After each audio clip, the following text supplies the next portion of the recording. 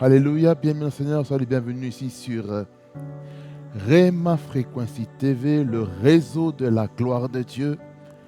Et j'espère que vous êtes bien installés là où est-ce que vous êtes dans vos maisons. Que le Seigneur vous bénisse abondamment et qu'il vous fasse beaucoup de bien en ce moment.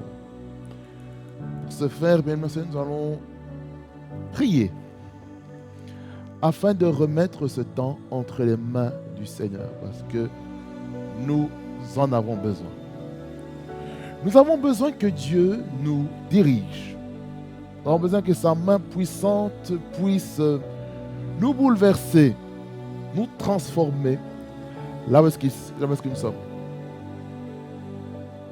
Mais avant qu'on prie, j'aimerais déjà vous annoncer, comme je l'ai déjà fait sous format de short, c'est pour vous annoncer que Rema Frequency TV a maintenant une chaîne YouTube anglophone avec le même nom, cette fois-ci noté English vers la fin. En tout cas, vous verrez en dessous de la vidéo le lien de ma chaîne YouTube anglophone. Parce que Dieu n'a pas oublié la communauté anglophone. Le temps est arrivé où le peuple anglophone sera touché par l'évangile de Jésus-Christ. Parce que lorsque l'évangile est prêché, les vies ne peuvent pas rester les mêmes. Amen. Ça, c'était une publicité que j'ai voulu faire là maintenant. Et si vous n'êtes pas encore, abonné sur la chaîne anglophone et que vous désirez aussi écouter l'évangile en anglais, vous êtes sur la bonne place, parce que je mettrai soit en dessous de la vidéo ou soit sur la vidéo en elle-même le lien sur la vidéo afin que vous puissiez aller vous abonner. Amen. Nous prions le Seigneur pour la parole, parce que nous en avons besoin. Nous avons besoin de la parole de Dieu qui nous édifie, la parole de Dieu qui amène la vie, la parole de Dieu qui nous édifie, la parole de Dieu qui nous transforme, la parole de Dieu qui nous amène à comprendre des choses puissantes pour nos vies. Amen. Nous prions. Seigneur, merci pour ce moment que tu donnes de partager ta parole. Je veux que cette parole soit sanctifiée, purifiée au nom puissant de Jésus. Ta parole déclare qu'ils seront tous enseignés de toi et que tu attireras ton peuple dans les airs pour parler à son cœur. Et que ta volonté, c'est que les hommes soient sauvés et parviennent à la connaissance de la vérité, qui est l'évangile. Car c'est dans l'évangile, Seigneur, qu'on connaît la vérité. Et cette vérité rend libre. Voilà pourquoi, Seigneur, je prie que cette parole soit ointe devant la voûte céleste et que ce message puisse amener la vie, l'espérance, au nom de Jésus-Christ. Oint, Seigneur, le prédicateur, afin qu'il communique ta parole en bonne et due forme. Au nom de Jésus-Christ, que j'ai ainsi prié. Amen. Amen. Bienvenue, Seigneur. Nous allons lire Éphésiens chapitre 1er, le verset 3 et 4. On va aller du verset 3 jusqu'au verset 6. Mais pour aujourd'hui, nous allons zoomer le verset 3 et le verset 4. Particulièrement le verset 4, excusez-moi. La Bible dit ceci. Béni soit le Dieu et Père de notre Seigneur Jésus-Christ, qui nous a bénis de toute bénédiction spirituelle dans les lieux célestes en Christ. En lui, Dieu nous a élus avant la fondation du monde pour que nous soyons saints et irréprochables devant lui. Il nous a prédestinés dans son amour à être ses enfants d'adoption par Jésus-Christ, selon le bon plaisir de sa volonté, pour célébrer la gloire de sa grâce dont il nous a favorisés dans le bien-aimé. Amen. Est-ce qu'on peut acclamer le Seigneur sans le commentaire de qui que ce soit? Bien-aimé Seigneur, nous sommes toujours dans notre thème du mois d'août, qui sont les bénédictions spirituelles dans les lieux célestes. Bien-aimé Seigneur, nous avons pu introduire dans notre première édition la thématique sur ce que c'était les bénédictions. Je ne vais pas y retourner. On a défini que la bénédiction provient d'abord du supérieur afin de nous bénir. Parce que dans Hébreux 7.7, il dit que l'inférieur est béni par le supérieur. Et dans ce contexte-là, on parle maintenant de la notion de l'autorité. Et c'est sur ce point-là que nous avons plus attardé dans notre second volet sur les autorités et l'importance que l'Église doit avoir afin d'intercéder pour les autorités. Parce que les autorités ont besoin de nos prières. Si l'Église ne prie pas, la nation va aller de mal en pire. Raison pour laquelle nous devons prier en tout temps, en toutes circonstances.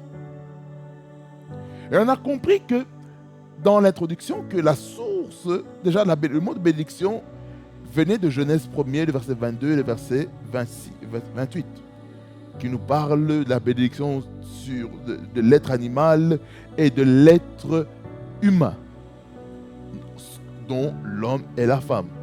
Parce que dans les genres, bibliquement parlant, il n'y a que deux genres, il n'y a que deux sexes.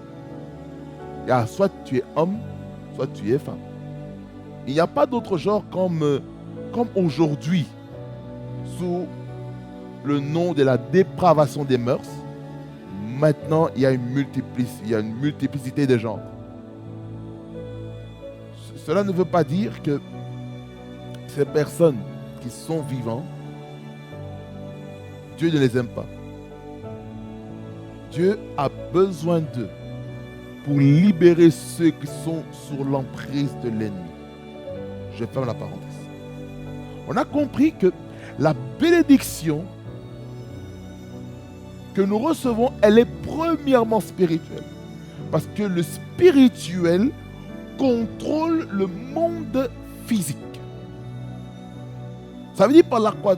Lorsque un homme de Dieu dit que Dieu te bénisse, que ce soit apôtre, prophète, évangéliste, pasteur, docteur, évêque, ou toute personne qui est dans une position d'autorité quelconque, que ce soit les diacres, diaconesses, peut-être un responsable de ministère, lorsqu'on dit que Dieu te bénisse, cette bénédiction-là va rester. C'est une bénédiction spirituelle qui va déclencher des choses dans la vie de la personne qui reçoit la parole de bénédiction. Et cette bénédiction-là aussi a commencé à se perpétuer depuis Genèse 1er, verset 22, comme on a dit, verset 28. Ensuite, ça a continué jusqu'au patriarche, sur les bénédictions partant d'Abraham, Isaac, Jacob, et ainsi que les 12 tribus, les bénédictions qui sont prononcées. Vous voyez? Et lorsque nous avons parlé des lieux célestes, on a compris qu'on faisait mention du royaume de Dieu. Cette bénédiction qu'on reçoit, qu'on dit que Dieu te bénisse, c'est la bénédiction qui vient en réalité du royaume de Dieu. Qui est, où ça? Dans les lieux célestes. Est-ce que quelqu'un me comprend jusqu'ici? Ensuite, dans notre second volet, on a compris que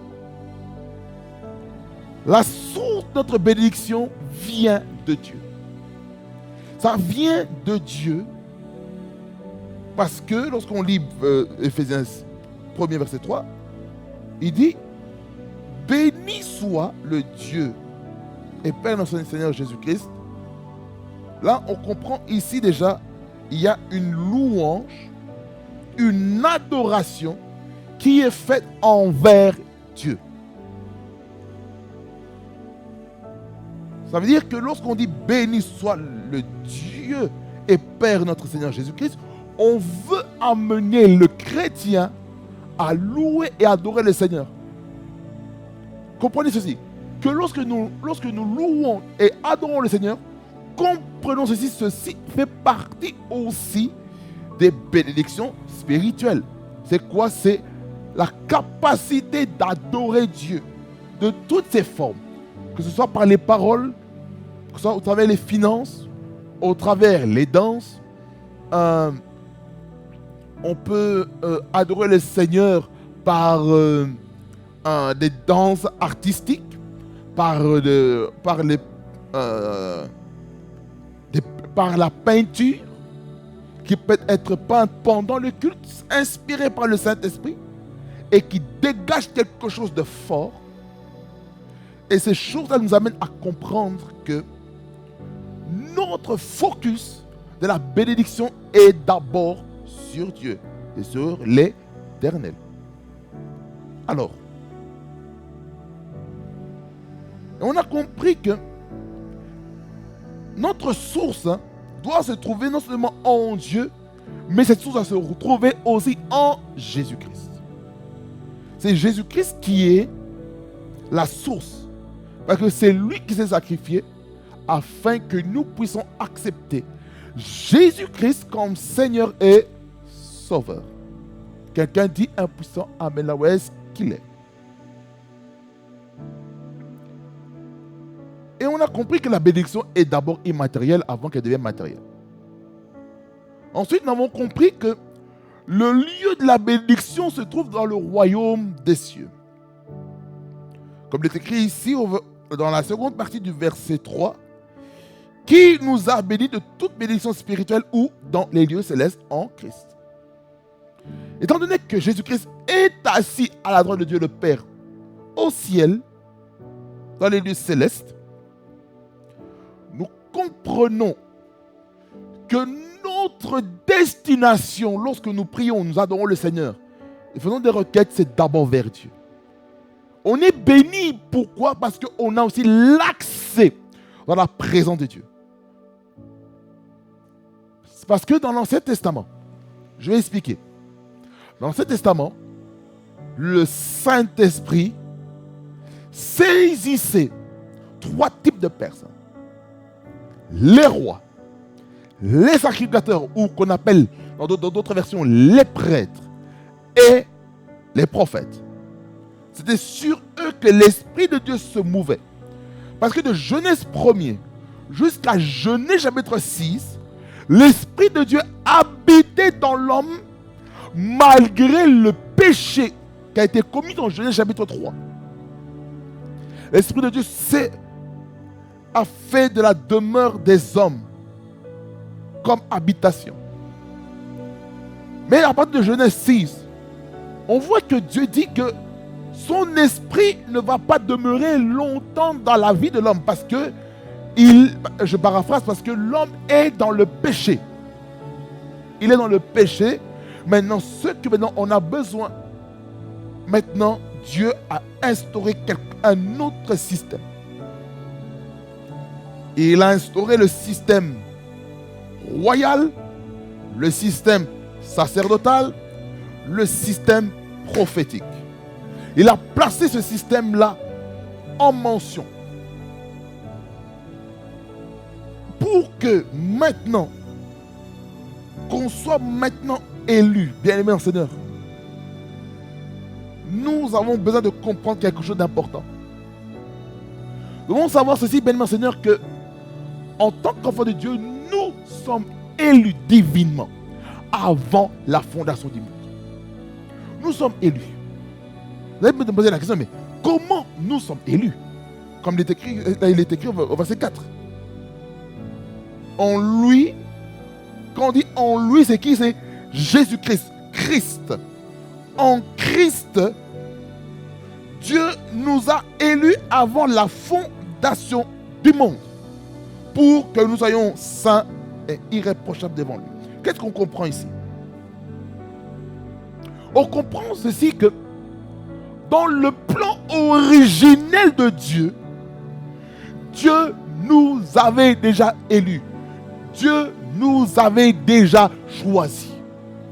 Et vu que Dieu nous avait déjà choisi avant la fondation du monde. Il savait qui seront sauvés, qui feront partie maintenant de l'alliance qui se trouve en Dieu. Quelqu'un dit plus amen. Là où est-ce qu'il est? Je vais expliquer des choses. Deux éléments ici dans l'élection divine avant la fondation du monde, qui est notre troisième point. Je vais expliquer là maintenant l'élection divine dans l'Ancien Testament et l'élection divine dans le Nouveau Testament, ou on va dire la Nouvelle Alliance. Comprenez ceci. Je vais expliquer quelque chose.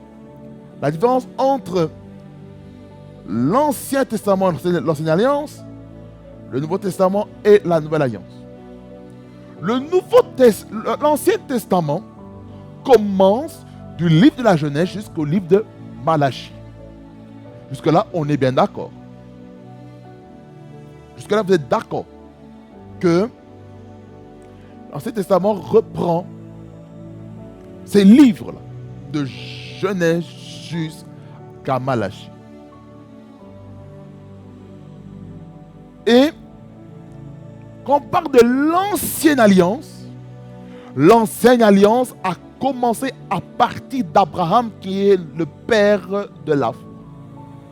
C'est avec Abraham que Dieu a fait une alliance de la bénédiction selon Genèse chapitre 12, dans laquelle il devait quitter son pays, sa patrie, sa famille, et d'aller vers le lieu que Dieu allait lui montrer.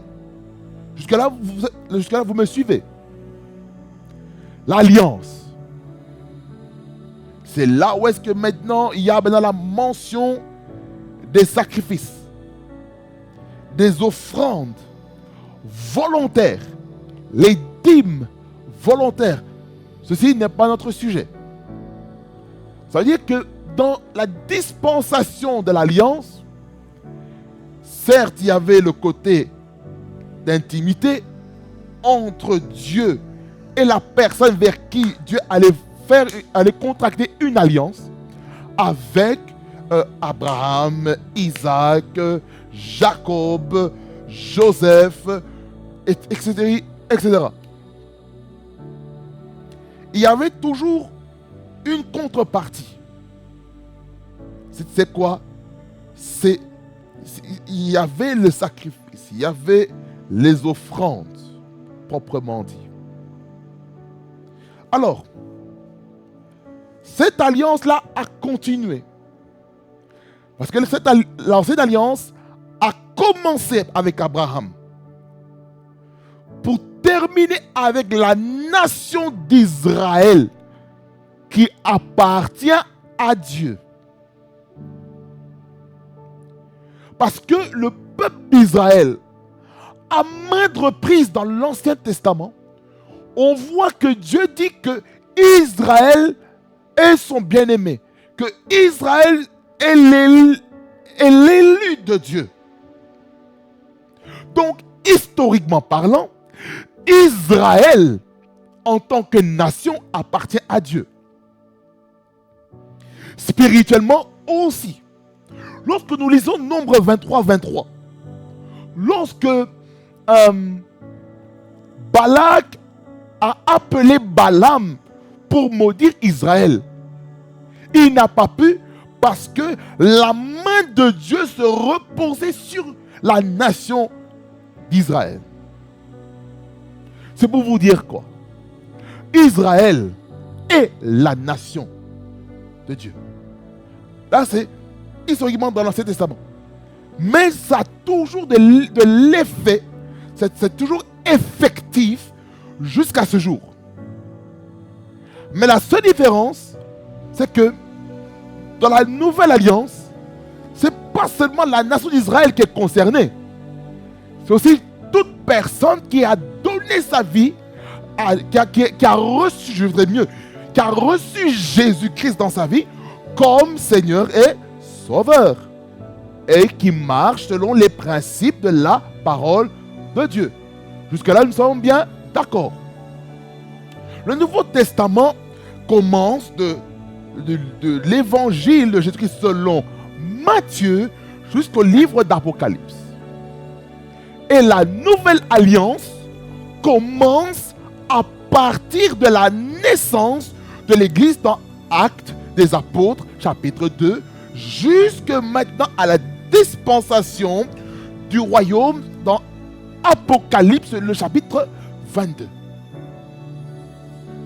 Parce que dans Apocalypse, chapitre 22, c'est pas seulement que les chrétiens qui vont se réunir, mais aussi, quand je parle de chrétiens, je parle des chrétiens du monde entier qui sont dispersés. Le mot dispersé en grec, c'est diaspora. Quand on parle de la diaspora, on parle des personnes qui sont dispersées dans les nations. Comme il y a la diaspora juive qui sont dispersés dans le monde. Comme il y a la diaspora congolaise de Kinshasa qui est dispersée dans le monde, que ce soit francophone comme anglophone. Que ce soit Afrique du Sud, on verra des Congolais. Que ce soit la Belgique, la France, le Royaume-Uni, République d'Irlande, la Suisse, Italie, Allemagne, le Pays-Bas, États-Unis, Canada. En fait, là où est-ce que les Congolais peuvent aller de nation en nation. Les Ukrainiens, pareil. Les Pakistanais, pareil. Marocains, pareil. Les Arabes, pareil.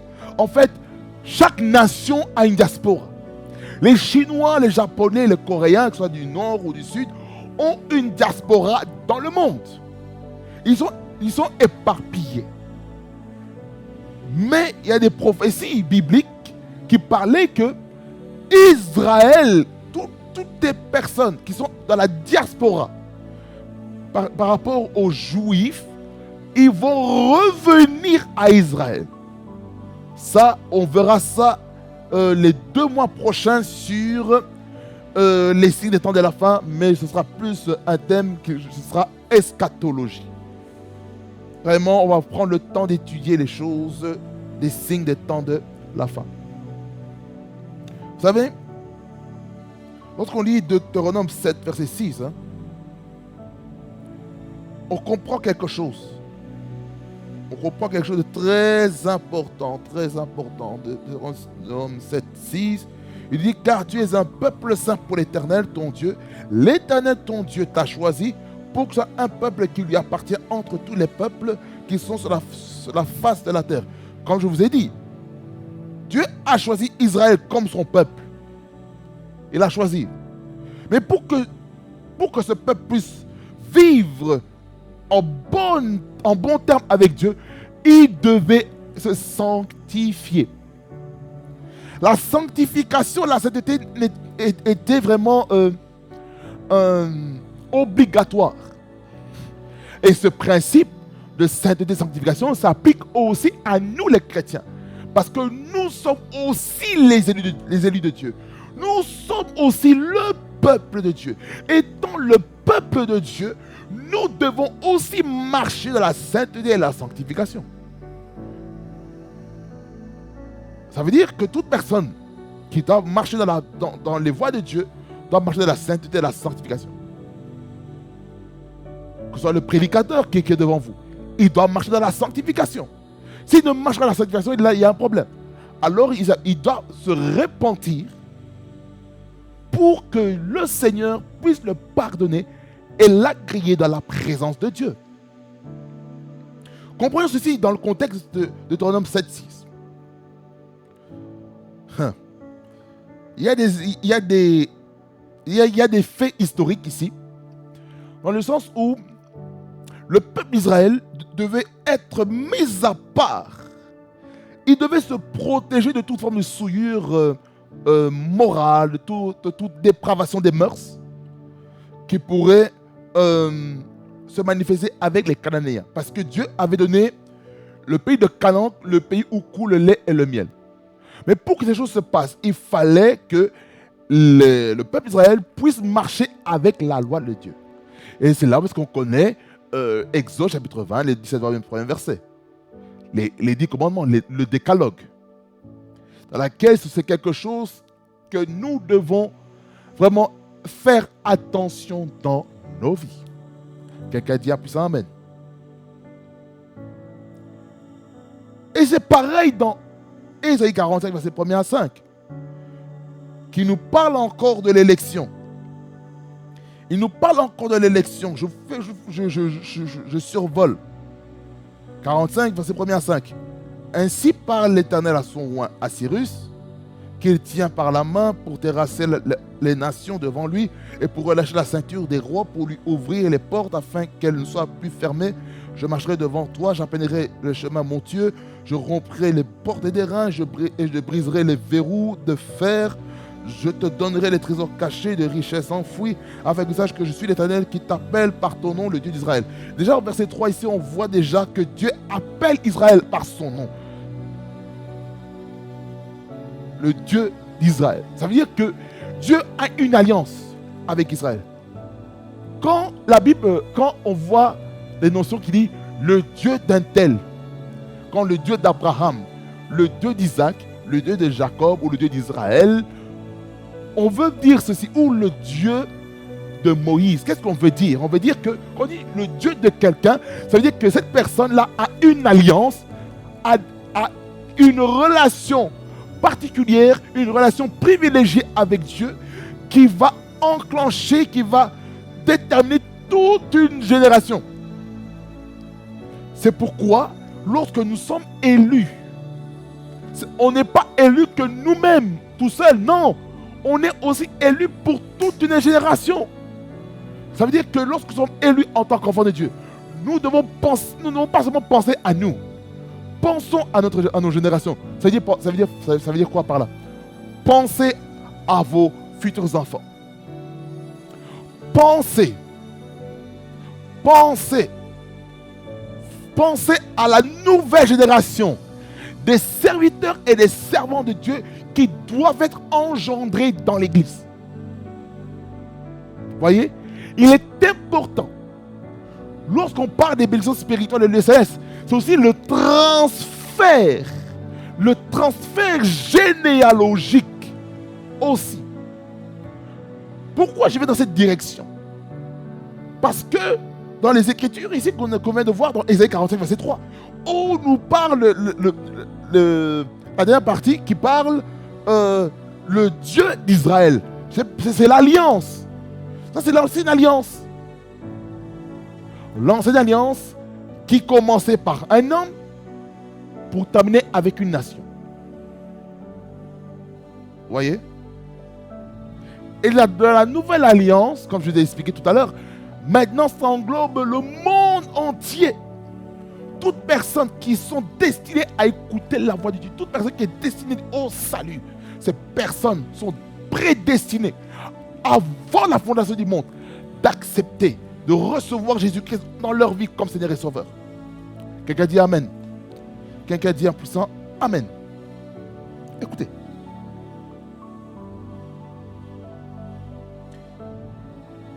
Écoutez. Lorsqu'on continue verset 4 et 5, il y a dit ce qu'il est écrit. Pour l'amour de mon serviteur Jacob et d'Israël, mon élu. Vous comprenez ici que Israël, parce que Jacob est une personne. Ensuite, Israël, c'est le nom qui a changé. C'est le nom qui a été imposé dans la vie de Jacob. Parce que Jacob, qui voulait dire surplanteur, qui voulait dire voleur, etc., etc. Mais quand l'ange a rencontré Jacob, cet ange a donné un nouveau nom à Jacob en Israël, qui veut dire vainqueur de Dieu.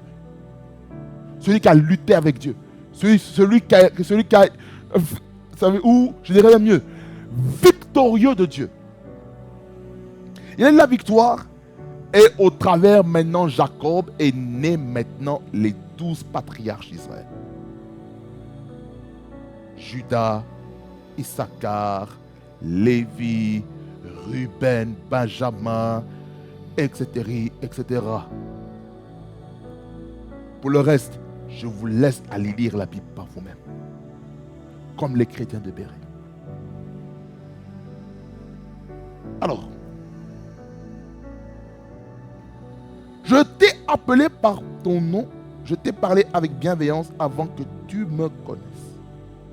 Vous voyez?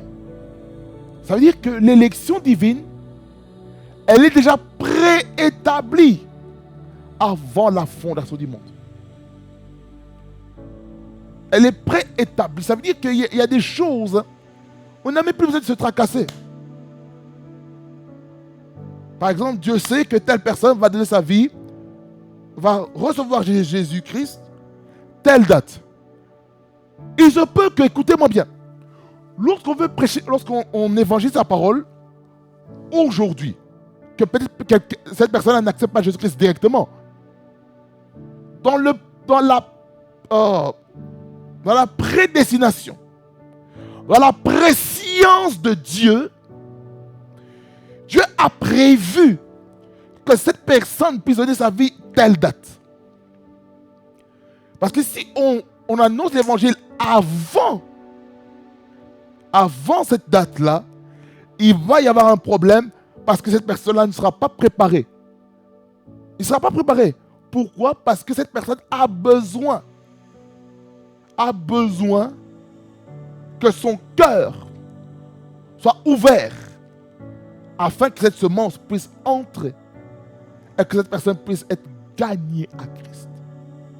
Il se peut qu'il y ait des personnes qui ont été à l'église, qui ont quitté, qui ont abandonné la foi à cause des réalités qu'il y a dans l'église. Mais j'aimerais dire ceci à quelqu'un. Mais lorsqu'il y a une personne qui a vraiment l'amour de Jésus-Christ en lui et qui le manifeste dans la vie de la personne qui a quitté l'église, mon bien-aimé, ma bien-aimée, excusez-moi, j'aimerais vous dire ceci, que lorsque ces choses se font, en bonne et due forme, vous allez gagner la personne. Le langage qui permettra à ces personnes de revenir dans la maison de Dieu, c'est le langage d'amour. C'est par laquelle nous ne devons pas juger qui que ce soit. Ne jugeons pas les gens sur ce qu'ils ont fait. Non. Aimons-les. Ils ont besoin d'attention. Regardez, dans une famille, réfléchissons terre à terre. Dans une famille biologique, lorsque un bébé naît, toute notre attention va vers ce bébé. Et pour tenir l'enfant, il y a tout un protocole que les aînés doivent avoir. C'est désinfecter les mains. On désinfecte nos mains afin de porter le nourrisson vers soi. Vous voyez, il y a tout un protocole. Quand l'enfant, le nourrisson commence à atteindre un certain nombre de mois, qui commence maintenant à marcher à quatre pattes, il faut le regarder, il faut le suivre. Il ne faut pas être distrait de peur que ce bébé qui est en train de ramper à quatre pattes puisse se faire du mal. Et bien c'est pareil dans l'église. C'est pareil. On peut avoir biologiquement 35 ans. Mais spirituellement, on vient de naître. On vient de naître. On a 0 mois dans la vie chrétienne. Juste des heures.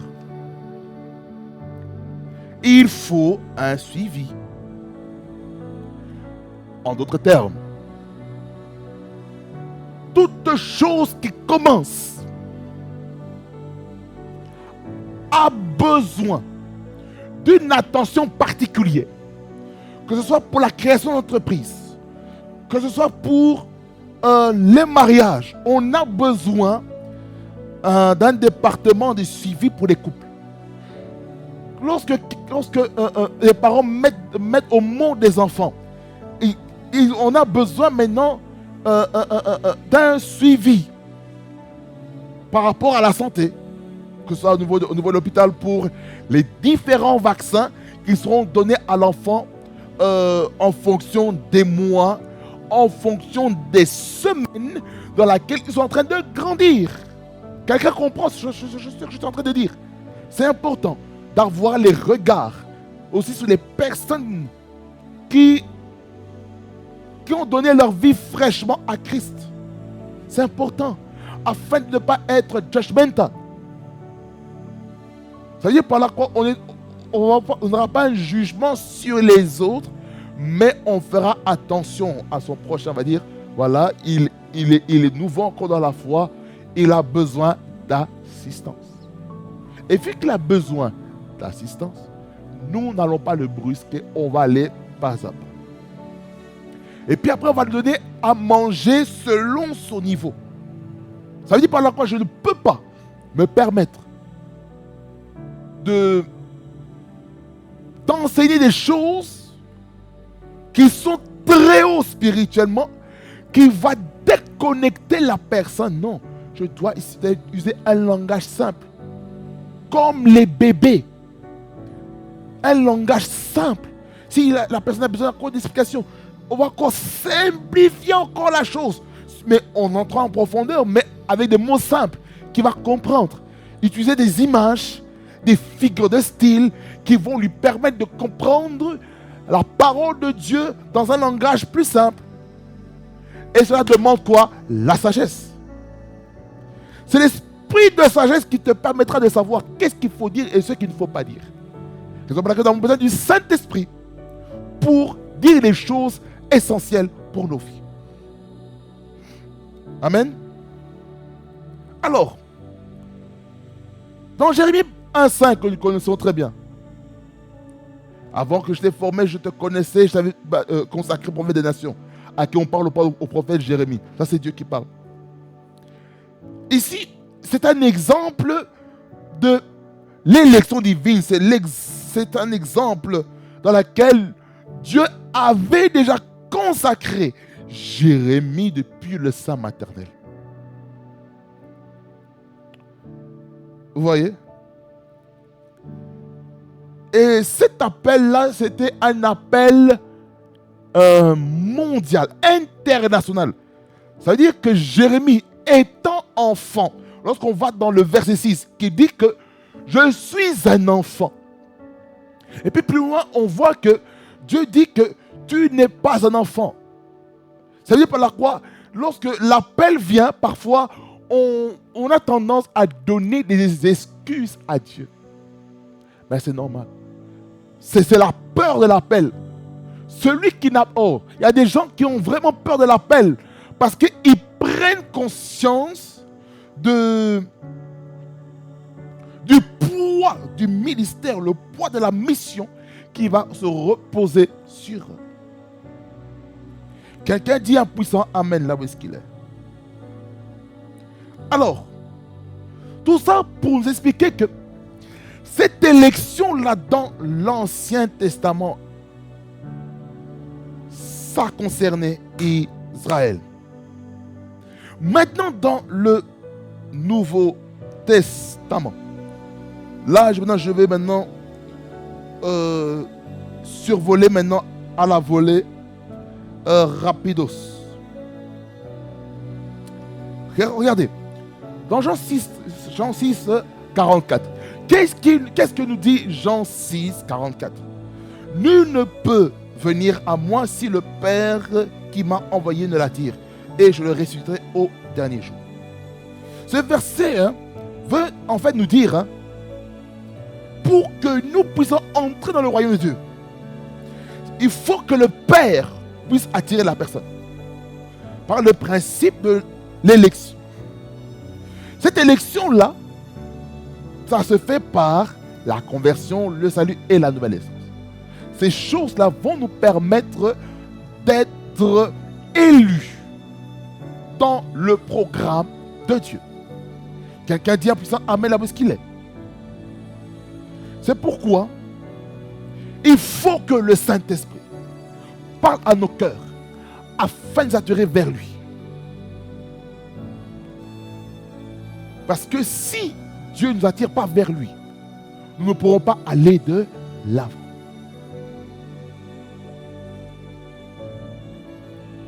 Donc, lorsque on se convertit, lorsque on reçoit le salut, lorsque on est de nouveau, nous devenons éligibles, étant enfants de Dieu,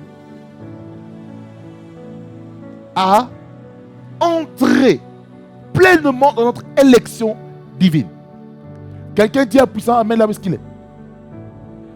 Une élection divine, très importante.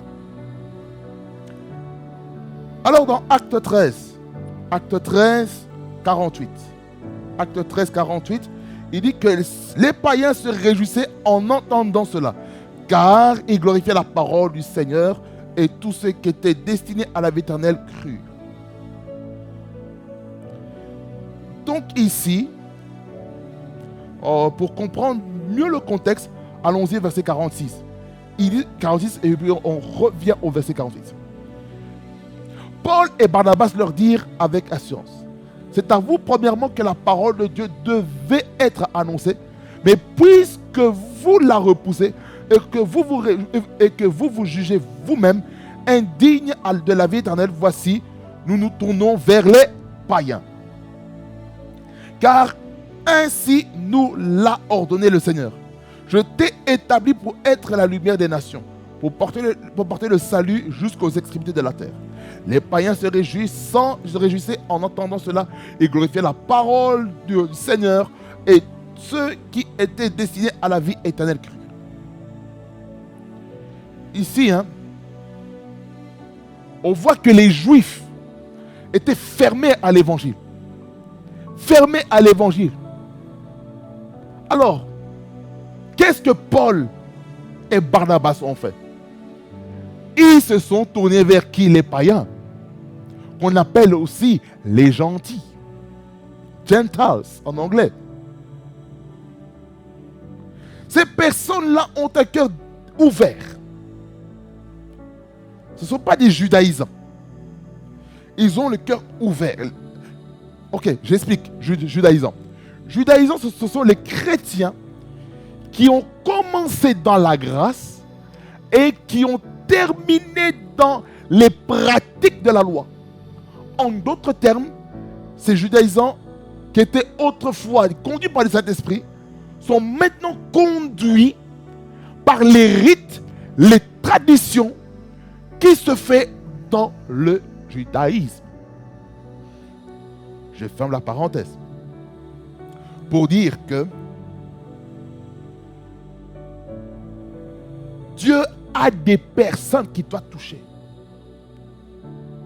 Dans le monde entier, Dieu a des personnes qui doivent toucher, qui doivent visiter. Regardez,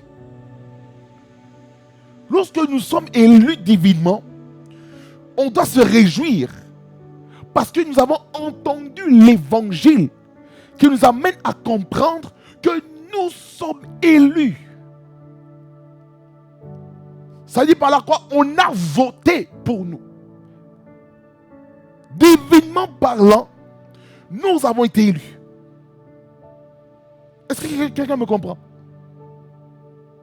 On a été élus pour qu'on soit sauvé et qu'on puisse bénéficier de la vie éternelle. Et lorsqu'on reçoit la vie éternelle, maintenant nous sommes tranquilles. Mais attention, quand on est dans le royaume de Dieu, maintenant il faut connaître les lois qui régissent ce royaume par l'évangile du royaume. Parce que dans l'évangile, il y a deux catégories que je vais zoomer ici. L'évangile du salut, c'est cet évangile qui t'introduit vers le salut en Christ.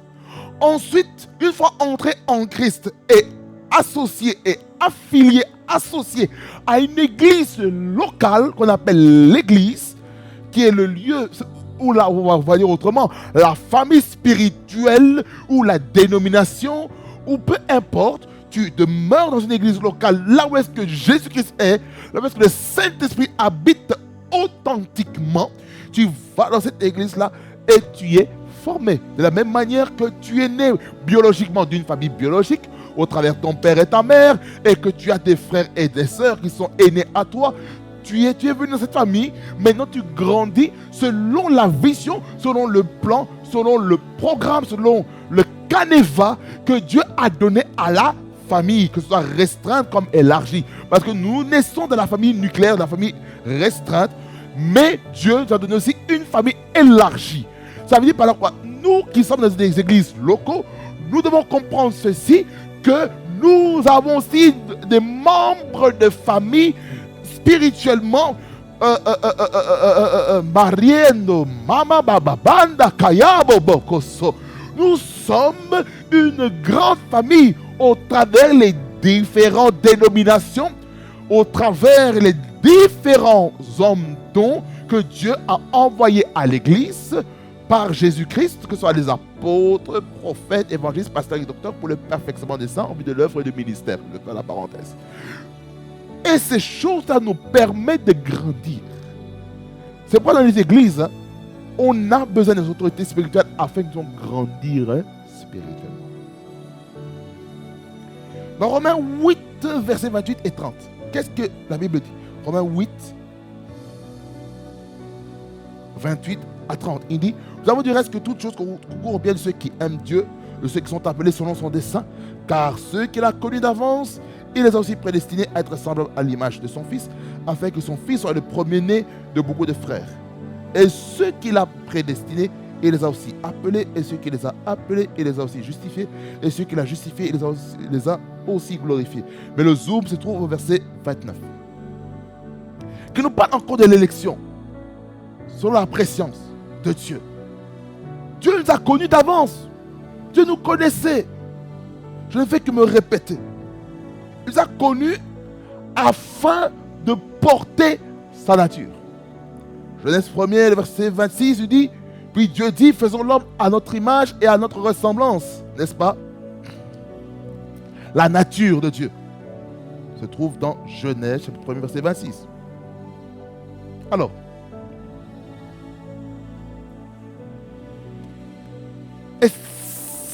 le fait que Dieu nous a connus, nous a prédestinés à être semblables à l'image de son Fils Jésus, nous comprenons que Jésus-Christ, il est le premier-né de beaucoup de frères. Ça veut dire que nous sommes les frères de Jésus-Christ. Par son sacrifice obéissant à la croix de Golgotha pour notre salut.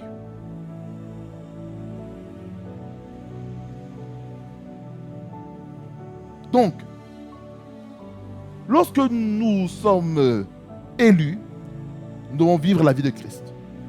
Et si nous ne vivons pas la vie de Christ, ça veut dire qu'il y a un problème. Quelqu'un dit Amen. Dans Romains 9, 11 à 13. Romains 9, 11 à 13. Qu'est-ce qu'il nous dit? Car les enfants, je vais aller verset 10 à 13 pour mieux expliquer la chose que je vais expliquer là maintenant. Et de plus, il en fut ainsi de Rebecca, qui conçut seulement d'Isaac, notre père. Car les enfants n'étaient pas encore nés et ils n'avaient fait ni bien ni mal, afin que le dessein d'élection de Dieu subsiste sans dépendre des œuvres et par la seule volonté de celui qui appelle. Quand il fut dit à Rebecca, l'aîné sera assujetti au plus jeune, selon qu'il est écrit, j'ai aimé Jacob et j'ai haï Ésaü. Ici, je vais expliquer rapidement. Ici, l'élection dans la famille de Rebecca et d'Isaac s'est reposée sur Jacob. Selon la prophétie, les instructions que Dieu a données à Rebecca, qui est écrit au verset 12, que l'aîné sera assujetti au plus jeune. L'aîné, c'est qui? C'est Ésaü. Parce que c'est Ésaü qui est né en premier. Et puis Jacob a suivi en second. Mais on voit que Jacob avait tenu le talon d'Ésaü lors de la naissance. Et c'est là où est-ce qu'on a compris que celui qui a tenu le talon, en réalité, c'est celui qui va avoir la prééminence, c'est celui qui va avoir l'autorité. C'est celui qui a été choisi par Dieu avant qu'il soit né. Parce que la Bible nous dit, dans le livre de Genèse, je vous laisse à lire par vous-même, qui nous explique que Rebecca avait posé la question à Dieu. Elle est allée voir Dieu. Elle est entrée dans la présence de Dieu pour savoir, Seigneur, qu'est-ce qui se passe dans mon ventre. Et Dieu lui a expliqué que dans son ventre, il y avait 2 nations. 2 nations étaient dans son ventre. La nation au travers, Jacob qui allait devenir maintenant Israël, et puis Ésaü. Ésaü qui est aussi l'ancêtre aussi des musulmans. Je ferme la parenthèse. Ici, on voit aussi que dans l'histoire, que Jacob a volé, a pris le droit d'aînesse de son frère Ésaü, au travers de quoi? La nourriture. Parce que Jacob a dit, promets-moi, jure-moi de me donner le droit d'aînesse, etc. Et puis Ésaü dit, à quoi cela me sert-il? Je paraphrase, à quoi me sert-il le droit d'aînesse? Il a donné son droit d'aînesse. Ça veut dire par là quoi? Que maintenant Ésaü n'est plus aîné de famille, mais c'est Jacob qui est devenu aîné de famille. Non seulement ça, Jacob a encore volé, a mal pris la bénédiction auprès de son père Isaac, par un plan machiavélique qu'il a eu avec Rebecca, sa maman. Et Jacob, il dit, il a eu peur que la malédiction se repose sur Jacob. Mais sa maman dit, oh non, la malédiction va se reposer seulement sur moi. Ok. Mais on voit que par après, Jacob, pour se marier, parce qu'il devait se marier avec Rachel, mais il s'est fait escroquer en plus de 10 fois par son beau-père Laban pour le mariage. Donc il a dû constituer la dot pendant 14 ans, 2 fois 7 ans. Donc les premières 7 années, il avait travaillé initialement pour Rachel qu'il aimait. Mais la coutume, l'esprit de famille, les réclamations de famille qui se trouvaient dans la famille de Laban, la loi disait que on ne donne pas la plus jeune en mariage avant l'aîné. Ce qui a fait que pendant la lune de miel, après les 7 ans de travaux forcés, de changement de salaire, la composition de la dot avant de se marier à Rachel, mais qui est en réalité pour Léa. Maintenant, il s'est rendu compte qu'à son réveil que la femme avec qui il dort, c'est pas Rachel, mais c'est Léa.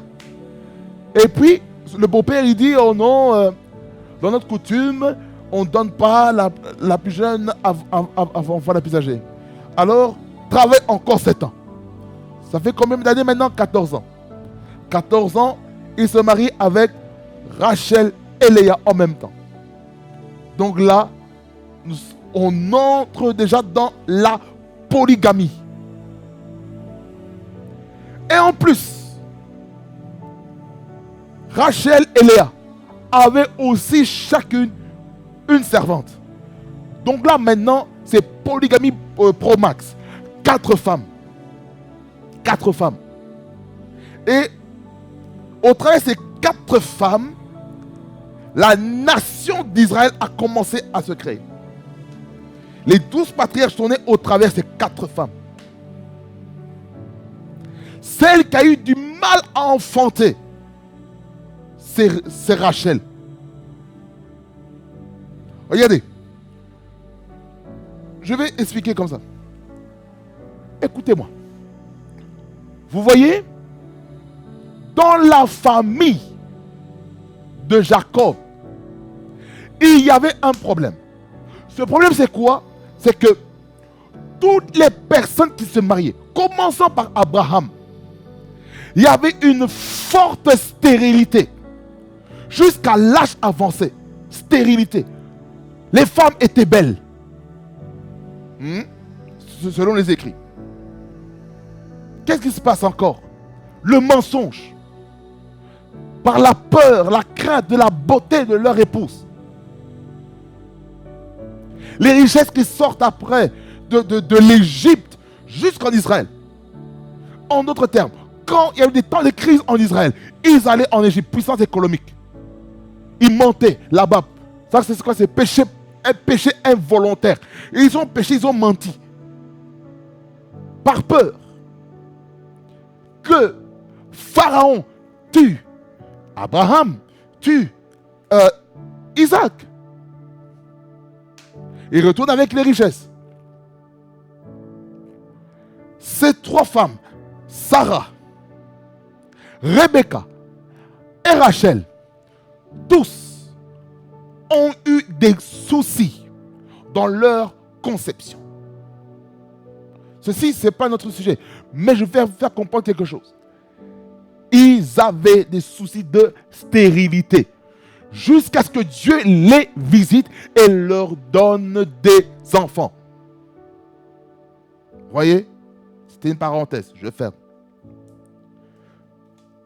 Tout ça pour expliquer quoi? L'élection divine qu'il y avait dans la famille de Rebecca et d'Isaac. La promesse, le plan préétabli par Dieu, par sa préscience, était sur Jacob et non sur Ésaü. Mais Ésaü, il a commencé à haïr son frère. Il a même failli le tuer. Lorsque il n'y avait plus de bénédiction pour Ésaü parce que Jacob avait mal pris la bénédiction.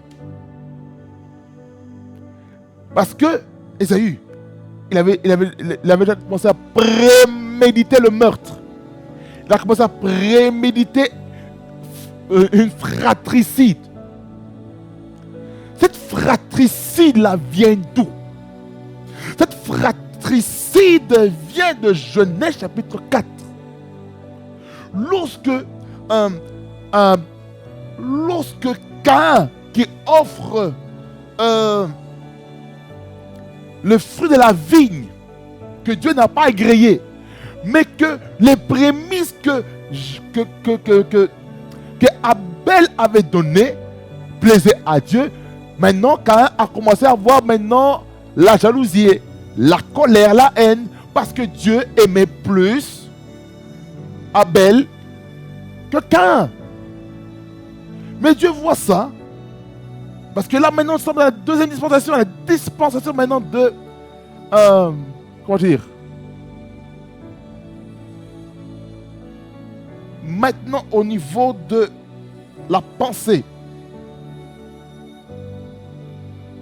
la conscience. Maintenant, Dieu nous jugeait sur base de notre conscience.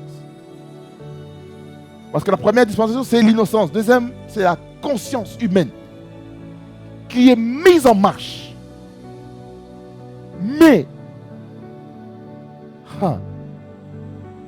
Caïn, il était resté dans cette mauvaise conscience pour tuer qui? Abel.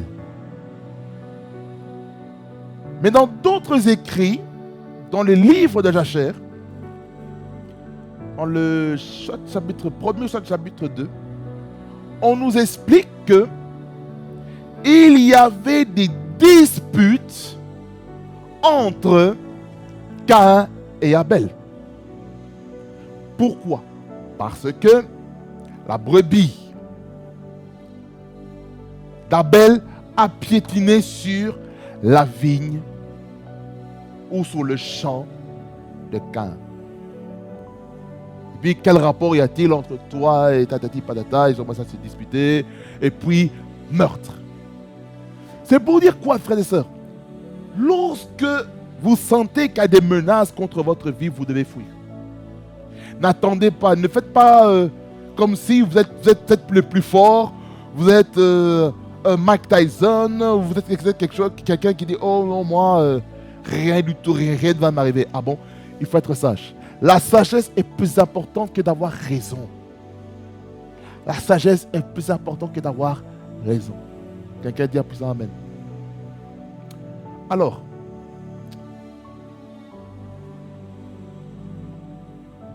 je vais clôturer rapidement. Je vais encore survoler encore des choses. 1 Thessaloniciens, je vais vous montrer 1 Thessaloniciens 1er 3 à 4. Il nous dit, nous rappelant sans cesse l'œuvre de votre foi, le travail de votre amour et la fermeté de votre espérance en notre Seigneur Jésus-Christ devant Dieu notre Père. Nous savons, frères bien-aimés de Dieu, que vous avez été élus. Donc ici, l'apôtre Paul, il nous fait comprendre qu'on a été élus étant qu'enfant de Dieu. Parce que ici, là, maintenant, je parle maintenant de l'élection en tant qu'enfant de Dieu, en tant que chrétien. Dieu nous a élus. Au travers 3 fondements, la foi, l'espérance et l'amour. C'est ces choses-là dans lesquelles on doit manifester dans notre vie. Dans 2 Thessaloniciens 2, 13 à 14, il nous dit ceci. Pour nous, frères bien-aimés du Seigneur, nous devons à votre sujet rendre continuellement grâce à Dieu, parce que Dieu vous a choisi dès le commencement pour le salut, par la sanctification de l'Esprit et par la foi en la vérité. C'est à quoi qu'il vous a appelé par notre évangile pour que vous possédiez la gloire de notre Seigneur Jésus-Christ. Ici, qu'est-ce qu'on comprend dans ce texte? On comprend ceci, que Dieu nous a choisis depuis le commencement. Quand on parle du commencement, on parle de Genèse premier. L'élection, c'est déjà avant que nous soyons nés, avant que nous existons sur la terre. Alors,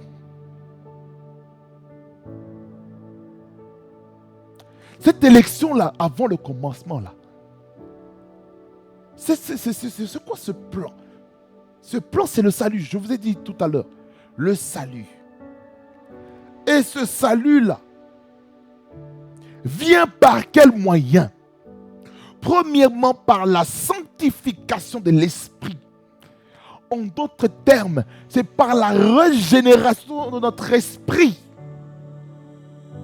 C'est-à-dire que notre esprit doit être régénéré par la nouvelle naissance, par notre conversion. Notre esprit doit expérimenter un shift avant d'aller loin dans la marche avec Dieu. Non seulement la sanctification de notre esprit, mais aussi, deuxièmement, la foi en la vérité. La vérité de la parole de Dieu. Vous connaîtrez la vérité et la vérité vous affranchira ou vous rendra libre. Et ces choses-là, cet appel se fait par quoi? Par l'évangile. C'est l'évangile qui nous permet de posséder la gloire de notre Seigneur Jésus-Christ. Comprenons ça. Dans l'élection, il y a beaucoup de choses à dire par rapport à l'élection. Il y a beaucoup de choses à dire. Dans 2 Timothée 10, 2 Timothée 2, 10, nous voyons encore l'élection, mais cette fois-ci, c'est dans la dimension où on doit souffrir pour Christ. Nous avons été élus aussi pour vivre des choses, des situations qui peuvent nous sembler compliquées, mais qu'avec Dieu, nous avons la force et l'assurance que nous sommes sauvés. Nous avons l'assurance que nous ne sommes pas seuls, mais que Dieu est avec nous. Verset 10, il dit, 2 Timothée 2, 10, il dit, c'est pourquoi je supporte tout à cause des élus, afin qu'eux aussi obtiennent le salut qui est en Jésus-Christ avec la gloire éternelle. Donc, un peu plus haut, on voit que la lettre que l'apôtre Paul envoie à son fils spirituel Timothée, en disant qu'il doit souffrir avec lui les souffrances du Seigneur. Il doit travailler, il doit souffrir comme un bon soldat de Christ. Pourquoi? Parce que cette souffrance-là va leur permettre de témoigner Christ. Ça veut dire par là quoi? Toute personne qui travaille dans la parole, qui sert Dieu dans l'évangile, ils doivent payer des prix chers. Comme moi ici, je dois payer un prix. Je dois payer un prix. Je dois payer un prix. Pour que l'évangile soit prêché dans les nations, je dois payer un prix. Il y a la prière. Je dois payer le prix d'étude de la parole. Je dois payer le prix de la lecture. Je dois payer le prix de la méditation. Je dois payer le prix du service pour le Seigneur. Ce n'est pas donné à tout le monde d'être prédicateur. Parce que nous serons jugés sévèrement. Comprenez ceci. N'envions pas le ministère de prédication, de prédicateur. Le ministère d'apôtre, prophète, évangéliste, pasteur, docteur. Non. Non, non, non, non, non. N'envions pas. Que chacun soit dans son couloir. Et lorsque chacun est dans son couloir, frères et sœurs dans le Seigneur, nous n'allons plus être en compétition les uns envers les autres. Quelqu'un dit plus amen. Alors, 1 Pierre 1er, verset 1er et 2. Pierre, apôtre de Jésus-Christ, à ceux qui sont étrangers et dispersés dans le Pont, la Galatie, la Cappadoce, l'Asie et la Bithynie, et qui sont élus selon la préscience de Dieu le Père par la sanctification de l'Esprit. Encore une fois, la sanctification de l'Esprit dans l'élection. Afin qu'ils deviennent obéissants. Le but de cette sanctification de l'Esprit, c'est d'amener la culture de l'obéissance à la parole de Dieu. Et qu'ils participent à l'aspersion du sang de Jésus-Christ. Ça veut dire par là quoi? Que lorsque nous acceptons la sanctification de notre esprit, ça veut dire que par là quoi nous devons invoquer, croire en la puissance du sang de Jésus-Christ. Parce que la Bible dit ceci, que sans l'effusion du sang, il n'y a point de pardon. Vous voyez que ce message touche encore d'autres sujets théologiques, systématiques et tout. Sur le salut, le pardon des péchés, ça touche le salut, la nouvelle naissance, la conversion, ça touche la notion du péché, ça touche le renoncement des œuvres mortes, ça touche en fait les fondamentaux de la vie chrétienne. Vous voyez? Vous voyez? C'est important. Nous avons besoin du sang de Jésus-Christ qui nous a rachetés et nous a pardonné de toute faute. C'est ce sang-là qui nous protège du dégât de l'ennemi. Amen. Alors, pour que cette élection puisse avoir de l'efficacité, nous n'avons pas d'autre choix de se repentir afin d'entrer dans le royaume de Dieu. Selon Matthieu chapitre 3, le verset 2 et le chapitre 4, le verset 17. Qui dit ceci: repentez-vous, car le royaume des cieux est proche. Ça veut dire ceci, bien-aimé Seigneur, si on veut être citoyen, si on veut participer à cette élection, nous devons nous repentir. La repentance n'est pas une option, elle est une obligation. Si on a failli dans les voies du Seigneur. Amen. Que le Seigneur vous bénisse abondamment, fasse beaucoup de bien. Et nous prions le Seigneur. Seigneur, merci pour ta parole qui est la vérité. Cette parole qui nous fait du bien, qui nous édifie, qui amène encore la vie, qui amène encore l'espérance. Ma prière est celle-ci, c'est que ta parole puisse amener la vie, puisse amener un shift dans nos vies, dans nos mentalités. Au nom puissant de Jésus, je déclare et je décrète que toute chose qui ne glorifiait pas ton nom, Seigneur, soit détruite au nom de Jésus-Christ. Je proclame et je décrète que tout ce que le diable a prévu de faire dans nos vies, afin que nous ne puissions pas bénéficier de l'héritage spirituel que tu as donné, que ces choses soient détruites au nom de Jésus-Christ. Je proclame et je décrète que le plan de l'ennemi est brisé, afin que nous puissions entrer pleinement dans notre héritage au nom puissant de Jésus-Christ.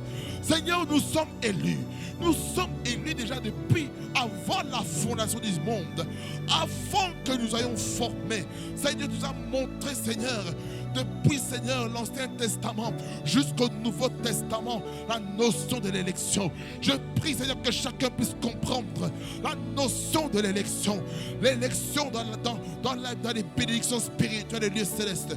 Nous sommes élus, nous sommes élus, nous sommes choisis par toi, Seigneur, afin que nous puissions donner nos vies à toi.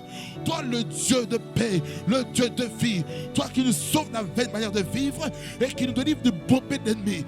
Merci, Seigneur Jésus-Christ, toi, le Dieu des esprits des prophètes. Merci, Jésus-Christ, qui nous a fait comprendre, Seigneur, par la parole, Seigneur Jésus-Christ, notre rôle, Seigneur, de marcher dans la sainteté, la sanctification, la pureté, afin de croire en la puissance de l'absorption par le sang de Jésus-Christ. Merci, toi, le Dieu très haut, le Dieu trois fois saint, le guide parfait, louange, honneur et majesté te reviennent. Toi, le roi des gloires, au nom de Jésus-Christ, que j'ai ainsi prié. Amen, amen, amen, amen, amen, amen, amen. Amen, béni Seigneur. Que le Seigneur vous bénisse abondamment, fasse beaucoup du bien. Ce fut un plaisir de me trouver devant vos écrans, parce que Dieu a quelque chose de fort à faire avec nous. Parce que moi, je crois que quelque chose est en train de se passer. Il y a un mouvement fort de l'esprit qui est en train de se passer en ce mois d'août. Je crois une chose, que ce thème-ci va encore vous bénir, ça va encore vous édifier. Et je crois que Dieu va faire des choses puissantes encore avec nous. Amen.